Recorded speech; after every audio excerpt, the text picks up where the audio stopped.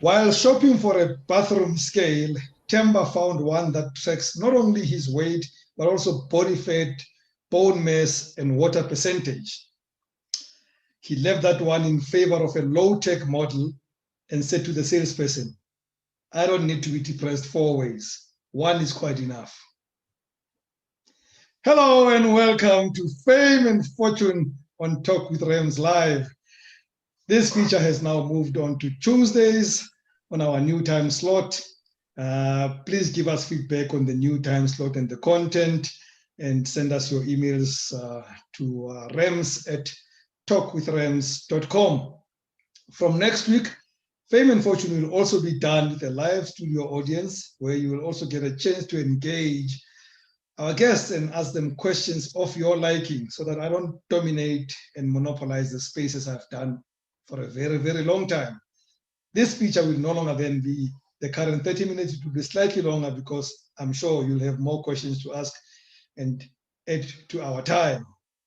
All these changes notwithstanding, though, I'll promise you one thing: we will continue to be the most powerful digital content that you can ever get. And thank you very much for choosing to join us again. Now, SAFM's Live Happens presenter, Phemelo Motene, is our guest on Fame and Fortune. She's a well-known lifestyle presenter. Before SAFM, she was on 702, and before then on Metro FM as newsreader first and producer, and then later presented her own weekend show, replacing the big boss, actually. But it is no secret that many will remember her for her role on Generations, where she played Kensani Moroka. I confess I never even saw one episode of that. It was a lead role that was dearly loved by her audience, and I'm told some still call her Kensani to this day. Is that true? Old people do. Well, probably then, had I watched, I would be calling you Kensani.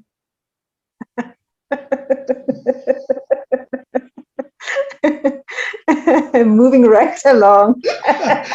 Hello to you, my beautiful and most intelligent friend. Hello, how are you? I'm good. You know, I confess, I've become grumpy as I grow, and I find so much fault with a lot of content on radio, especially because I'm a radio person primarily. And when I seek for intelligence, I listen to Life Happens. Then I know at least I'll get intelligent content, you know. Oh, but sometimes thanks. That's nice. No, I promise you. I mean, some of the topics are not necessarily for me, for whatever reason, but at least neither for me. Damn it, man! The painter is so smart. You know, I can live with it. Yeah. No, I hear you. Thank you. So tell me, now you're no longer a television actor, unless you're working on something I don't know about. You're now on radio, but I know you do many other things. Primarily, how do you describe yourself? What are you? I'm a media professional.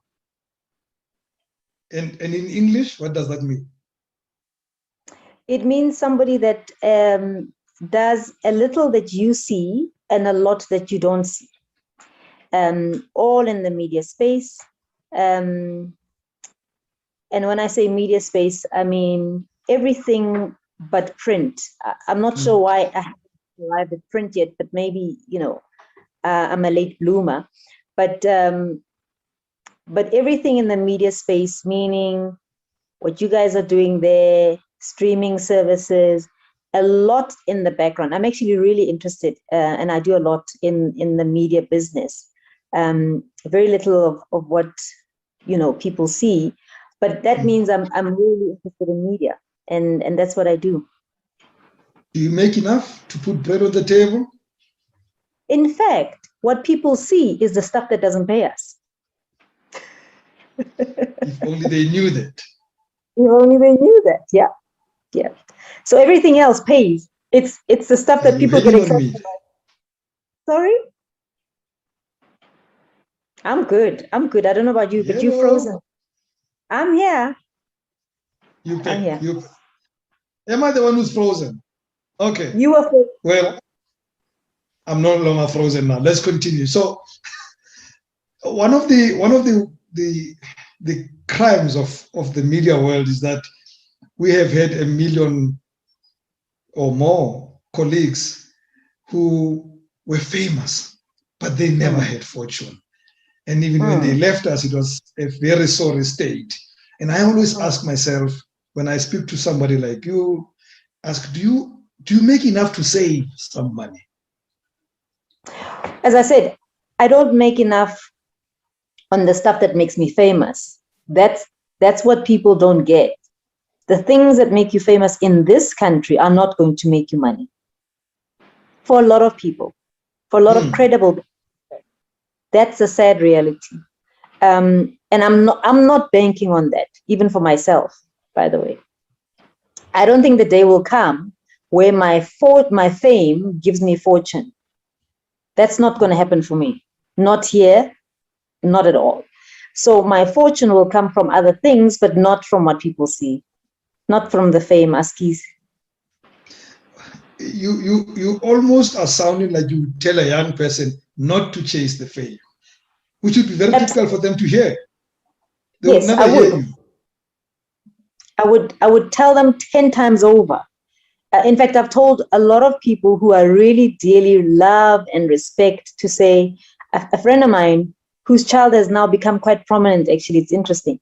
When their daughter was going to drama school, and I think in their last year of drama school, and they were paying a lot of money, they had sent them to the US, and now they're honors, they were going to the UK.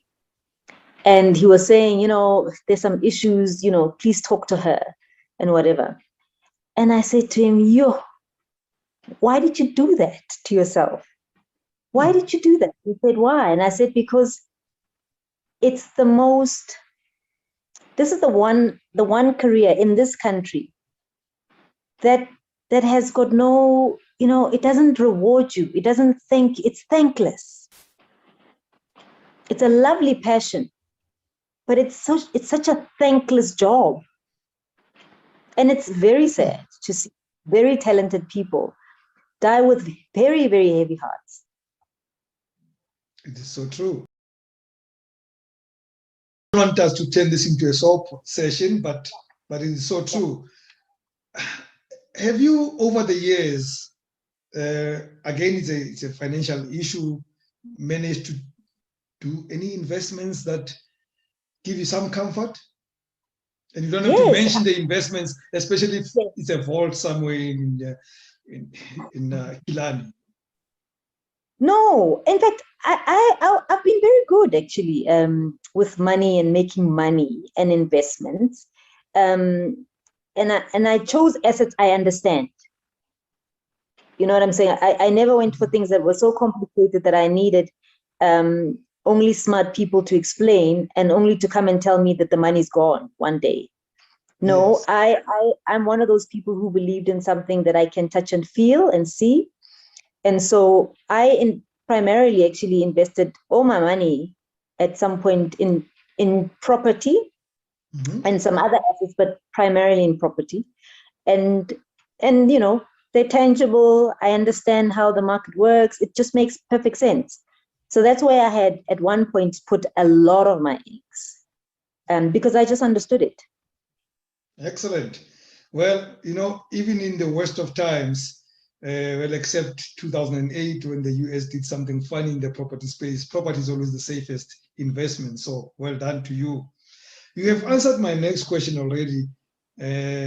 Now we know fame and fortune are not related, at least not in this country. Now, here's a funny question. And I know it's funny because you're going to laugh. Have you ever been broke? Of course I've been broke. Of course. I would probably call myself broke now, actually. Of course I've been broke. Of course. I have never ever asked anybody if they've ever been broke, and they say no, never. And it's like, wow. But I bet I you a lot of remember people. Lupi saying, no, I'm broke every second year or something like that. Yeah, well, that's very nice. I'm sure there are very few people who tell you that they're broke right now. I would say I'm broke right now. Yeah, this is not about me, so I'll listen to you about you being broke. I'll wait for somebody to interview me and I'll tell them about my brokenness.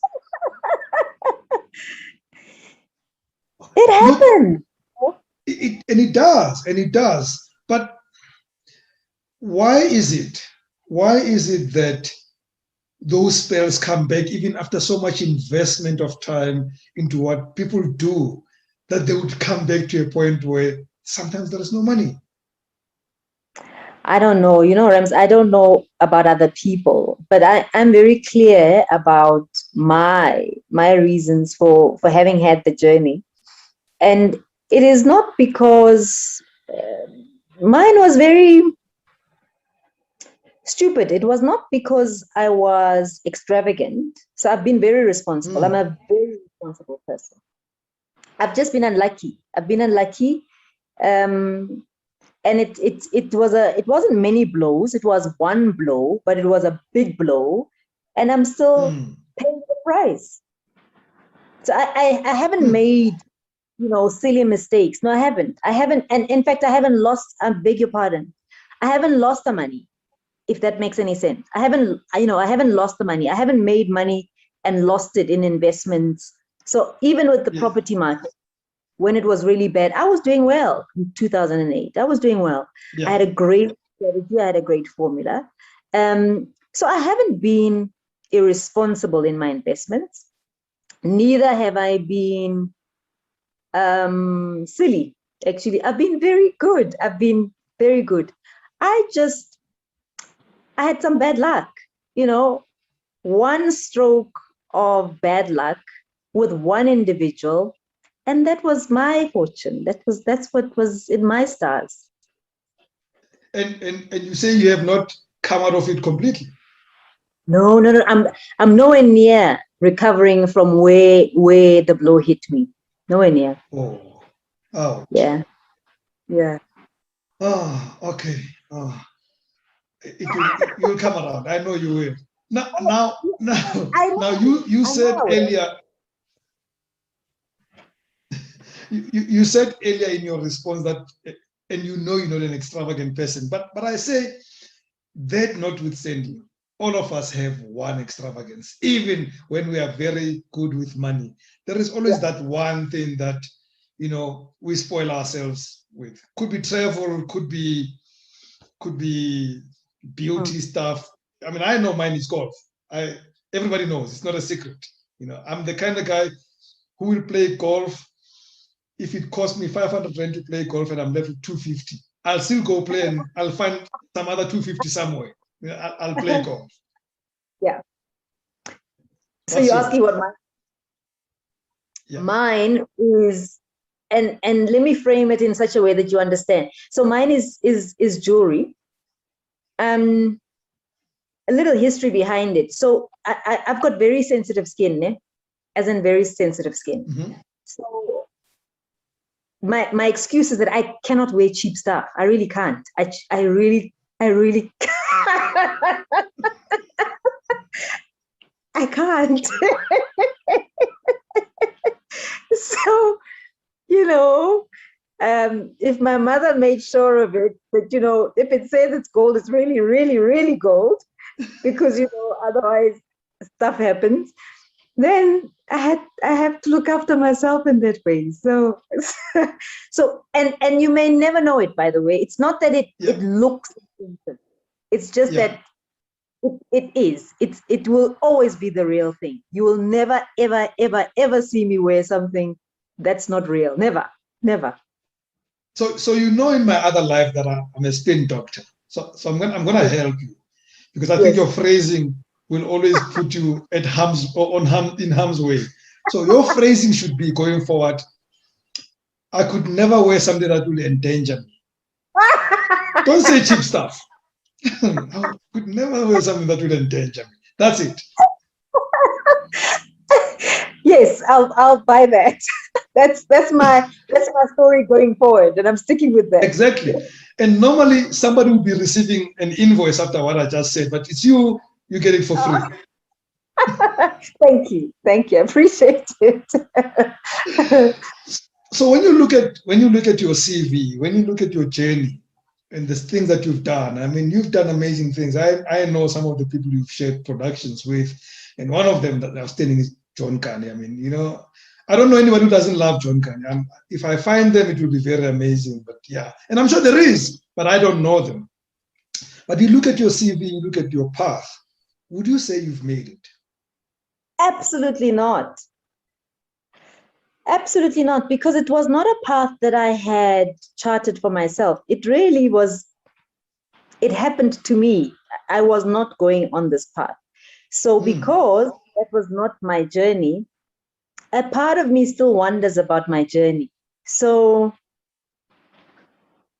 I know that there are people who dream about my life, right? Who want where my path has gone. But that was never my dream. So, What is the one thing that would happen or you would achieve that would make you feel you would sit there and look yourself in the mirror and say, Nislechni, I made it? Oh no, that's not going to happen anymore. That's not going to happen. Time has passed, so that's not going to happen anymore. But I did have a very clear, distinct path that I thought I was going to go on. And that journey took a really interesting turn at some point. It's not necessarily a bad turn. It just was a turn, because I grew up quickly and I realized, okay, it may be a bit complicated. But I'm saying. May I interrupt you? Please indulge us on this one. I have not put you on the other one, but on this one, tell us about that one thing that you had planned on your journey and then you took a detour. So I was always going to be a diplomat and eventually land up in the UN as the Secretary General of the UN. Wow, our loss. Yes. And what happened? So, and I started that journey very early on, and I got some way, actually. I was a representative in the UN for the youth of this country in 1995. And then I quickly woke up to the fact that it's not that noble. Politics is very dirty. And fortunately, I was exposed to the dirt very quickly. And my conscience was not going to stay with that. So I quickly had to then, call it and say, no, what I thought I wanted is not in the real world what's possible. Because I was in the real world. I read Promised Land by Barack Obama, and I've always believed politics is dirty. I mean, I was involved in politics at a young age, but it was reading that book that I actually got my firmest confirmation of how dirty politics is. And he comes out with tough stuff in that book. Yeah. So I think it's not a bad thing that I experienced that early, because it made me change my mind very quickly. But that was my plan. Yes. Our loss. You probably would have saved a bit of the world, sitting there in New York in that horrible, boring building, but at least hopefully making something interesting. Yeah. So here's my last question, and it's related to the previous one. Again, I look at your CV, I look at the things that you've done, I even look at the fact that you were a UN representative, earning in dollars, American dollars, let me add, because there are many other dollar notes, but this one we're talking about the US dollar with Benjamin outside. You have earned a few rands and cents, you've invested here and there. Would you say the invoices that have come your way, and doesn't matter how you spend them, whether on not putting dangerous stuff on your body or on anything else, would you say that you would have earned in the years that you've been in the public space $1 million US? In the public space. Yeah. The public space. I mean, I've definitely earned more well, than not that. only earning it in the public space, but while you've been in the public space, and you could have earned it in your other investments, but while you've been the woman that we know, the Kensani, the Phemelo, the whoever that you are, over the years that you've been in the public space and issued a lot of invoices in that period. So yes, but also I've got to qualify that in the sense that a lot of the money I made was actually not because there was a lot of effort. And I think we need to be honest about that as well. Again, there are things where I just got lucky, and things happened. But it's not because I was better than somebody else. I mean, I think that's part of the truth that I think we don't tell each other. Because I know that there are people who are better at what I do at every level that don't get the opportunities that I get. I know that. So by the fact, the pure chance of me having really genetically great hair earning me an endorsement, it's not because I've done anything. I haven't done anything.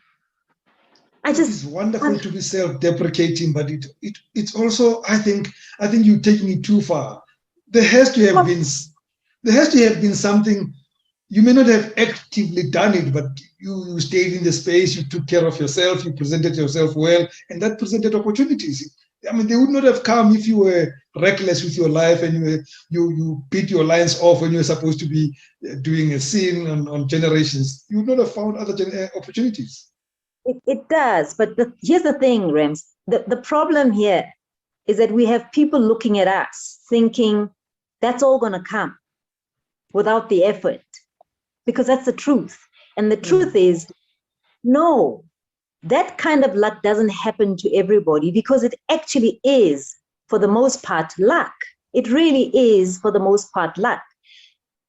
A lot of people are great, and it misses, they get missed opportunities because they're just not at the right time, at the right place. They don't know the right people. So I'm just saying, the truth about our industry is that a lot of it, and you would know this, why are we not telling young people that actually you are not going to apply for a job on radio anywhere where you are asked about your CV? No one's going to ask you for the CV. And no, you know what I'm saying? And you're not going to see it advertised on the newspaper. In fact, I was about to say that you probably won't even apply for a job. They find you nowadays, so somebody must recommend you and you get in and stuff like that. You don't come in on your own. So here's the thing. When you are living in Mahulering and you are really talented and you don't have these networks, what chances do you have of getting what you and I got? Ooh. You see why I like you? I am actually so regretful that I'm starting this new format next week where I would have had a studio audience and they would be engaging you. They're missing out on this conversation because a few young, bright-eyed, wide-eared, Mahulering-based people would have wanted to ask you more questions. And I'm not asking them because firstly, I'm older than you and I've had the same experience as you, so I know the journey. Yeah,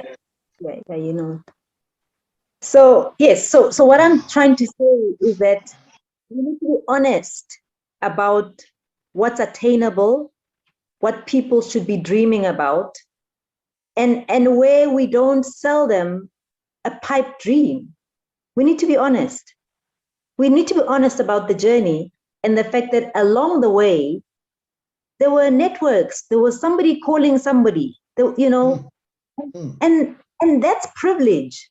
Rams, that's privilege. True that. And on that note, I am privileged to have you as a friend and that I could just drop you a note and say, can we talk on my platform? And even forget to confirm and you still make it. Thank you so much, my friend. You're so welcome. I'm so happy that you invited me. Thank you. I really appreciate it. I mean, I was actually looking forward to this conversation. And I'm hoping that it was a smart conversation. I really worked hard to make sure that I met you on smartness tonight or today.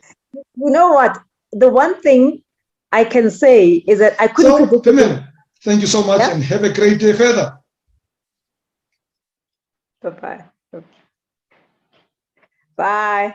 We're going to go to Opportunity Tuesday, and we're going to talk to somebody who represents a company called iBuild Home Loans. You're going to be blown away by what they have to offer you. They have an amazing product that can turn your property into finance to build your business. But that's going to be after this short break. Don't go away. The new Talk with Rams Live is here. Next week, we launch the new format with a live audience where you can interact with our guests in the same room. So if you want to be part of this journey, send us your details to admin@talkwithrams.com and we will invite you. Book now as the space is limited. Welcome back. And now we are on Opportunity Tuesday. It's been a while, I must say, since we got you an amazing opportunity. And I think tonight we've got something, or today we've got something very, very special. iBuild Home Loans is an affordable micro mortgage provider that offers finance to low-income homeowners, otherwise excluded from the traditional mortgage market. That means you and I, by the way. And we know we are always excluded from these things. iBuild goes beyond the role of a traditional mortgage lender by creating a value-enhancing and revenue-generating asset for its clients. Now, when he told me about this thing, I told him it's too good to be true. And I said, the only way we can solve it is to have Sivuile Pikicha from iBuild right here to tell it to all of us so that we can believe him much better than telling me alone. Molo, you're on mute. Mute yourself. Evening, Klegas. Evening to you and evening to the viewers. Good to see you again. It's been a minute. It's been a while indeed. It's been a while, and we haven't played golf in a while as well.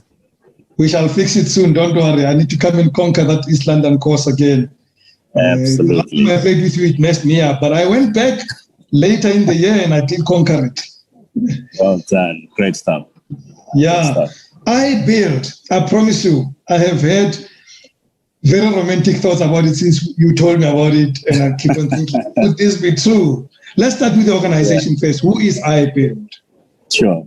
So iBuild is a micro mortgage lender, and they're a business that has got an affordable housing market development mandate. So their focus is really trying to solve one of the major problems in our society, which is that of access to affordable housing. There's a huge demand for people that rent what we call a mama back room, and so there isn't enough supply currently of housing for formal housing for people to live in, and therefore you find a lot of people living in shacks, and you find people living very far as well from where they need to be in their families as well. So what you then find is that you're finding a lot of people, mainly and especially in the township areas, building back rooms. And there are mainly three ways that they will do it. So one, they'll either use savings if they have any. Two, they can use a windfall, maybe in the form of a bonus or pensions. Or they will use personal loans, which is very expensive credit, to build those back rooms for them to start getting rental income. So iBuild really takes care of that gap. It looks at customers far wider and far broader than what the traditional banks would do, not focusing too much on what the actual score is, but rather the actual profile of the customer in depth, and then which allows us to actually loan to people that are far lower in that credit cycle than what you would normally have because of a very comprehensive assessment criteria. And typically, this client that you're talking about would be accessing this loan to create a business, really, to create income, which makes it easier for them to pay back. Absolutely. So most of the time, this business comes out of a need to add income. Right. So there's a lot of people in our country that want to increase their income. And one of the ways is that then they must add rooms and people must rent. And the demand on the rental income and the rental income housing is quite high. And the rental market, the backroom rental market is growing at about 16% per annum year on year. So there's a huge demand, and people and owners of these properties are seeing those opportunities. Wow. Now, let's paint a picture here. Yeah. Say I have a property in Soweto, which is where I live, I come from, and it's valued at, let's give it a number, 800,000 rand. Yeah. And Yeah. I think that I need about 450,000 to build a few back rooms that will probably give me an income of, say, 40,000 rand a month. Am I the typical client you're looking at? We're absolutely the typical client you're looking at. So, a lot of our clients are either individual clients that are looking to build that, they've got a property worth 800,000, it's unencumbered and it's not bonded. Because this product is a mortgage product, so we have to use the house or the property as security. So that's one critical component. And the other component that's important is your affordability levels. Can you actually afford to repay this loan? If we can determine those two, and that the project in itself is a viable project, to say that you are in an area whereby there is a rental demand, and that you will be able to get tenants, then we assist in terms of getting you the right people, in terms of builders and so on, or you can get on your own, and then ensure that the building is complete and that you can start generating that income. So that person who's got that house, that's 800,000 in Soweto, and wants to spend 2, 3, or 400,000 to add 4 or 6 rooms or whatever the case is, absolutely, that's our ideal customer. But we do have also just a slightly wider reach. So generally, the 3 types of fundings that we do is for someone who wants to do let's say a renovation or an extension on the house. Those are also some of our customers. A customer who wants to add flats is some of our customers. And then you also get your bigger developers who say, look, I've got a piece of land with the family. It's been here for 20 years. Nothing's been done on it. We would love to build either some flats and maybe some shops here and there. Can you help us? And absolutely, we'll look at them and try and assess those potential customers. And those are exactly the people we're looking for. Typically, when products like this come onto the market, because they then go for what has been described by others as high-risk market, they come to us as slightly expensive. Yeah, sure. So look, the product is not what you typically find as expensive, in the sense that, and I always compare it to what a lot of customers tend to do, which is going to take out high-interest personal loans. Our product is structured in such a way that we've got an interest rate at about 15.5%, and you've got an option of paying over 3, 5, or 7 years. Mostly, a lot of customers go for the 84-month period, which allows you a flexible repayment period that doesn't strain you whilst your asset is growing, as well as you are also generating income. So in many cases with our clients, they are able to repay and still have money left to their pocket, which improves their standard of living as well. I can imagine somebody who's listening to us who's going to say, am I limited to that? I know of a business down the road that I'd like to purchase.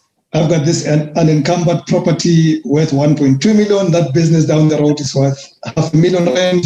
And I've done my studies. I know this business is able to pay me back enough to pay iBuild. Would you also look at that car? Yeah, absolutely. So we've got part of our products. We've got what we call an equity release product. And in simple terms, what that is a refinancing. Right. So you've got your property. It's worth 1.2 million rand. You don't necessarily want to build or do what we're talking about in terms of rental income, but you want to purchase a property, or you want to sort out your issues and whatever they are. And you say, guys, can you loan me against this property?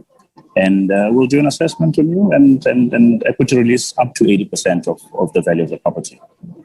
Wow. Let's have a post moment. Share with me 1 or 2 stories of some of the customers that you've worked with and are feeling very excited. Some testimony here. Absolutely. So it's so funny you say that. Before we left the office just today, we had a customer. He sent us a picture of the completed project. He managed to get a 250,000 rand loan built on 4 flats at the back of the property. And today he just sent us a picture of the property, and we had just asked him actually, would you be comfortable to do a testimonial, just so that you can show people out there what this product has enabled you to do. And he's more than happy to do so. And he actually had sent us an email with the picture saying, "Thank you guys, you've made this possible for me," and he's saying that he's very happy. So there's a number of those customers that we've done. Just one other thing I want to add as well is, which is very interesting and flexible about our product. We've got quite a number of clients in our books who are joint applicants. What I mean by that is, one of the properties that I went to see when I went to see the customers, for example, is that we financed a young lady of about 30 years old who works and earns an income, and the joint applicant, and she lives with her grandmother. Now, the grandmother is the owner of the house and the title deed holder. Now, as part of the product, we need the title deed to hold the security to secure the loan. Yeah. Now, we accepted their application because even though the young lady of 30 years old is not the owner of the property, but the umakulu, who is the owner of the property, became a joint applicant and ceded them the title deed. And therefore, they are able to now get income from those flats, which 4 flats they build at the back of the house, based on the affordability of the young woman and the ownership of umakulu as well. And that's one of the flexible things which is amazing about our product and allows us to access a very far and wider market. On a lighter note, that also saves income umakulu, because you now can keep it and they can grow income elsewhere. Absolutely. Now, is there a minimum loan value? We always are looking for the maximum, but I suppose as a business, you also want to trade where there is growth for yourselves. Yeah. So our loan value started at the minimum of 60,000 Rand, and we don't have a maximum. So our maximum is up to the value of the building project and the affordability of the customer. So if there is a project or business that says we want to do a development project in a township somewhere, and it's valued at 5 or 10 million or 15, we'll assess it. We'll assess it and look at all the elements of that potential deal and decide on it. How easy is it, Sivu, to apply? One of the things I hate about applying for finance is that, short of cutting the whole forest of paper, I also have to probably do a urine test and a DNA test before anything can go through. Sure. It's fairly easy. So you can find us online, and there is an online application process which you can fill in on that application, an application form.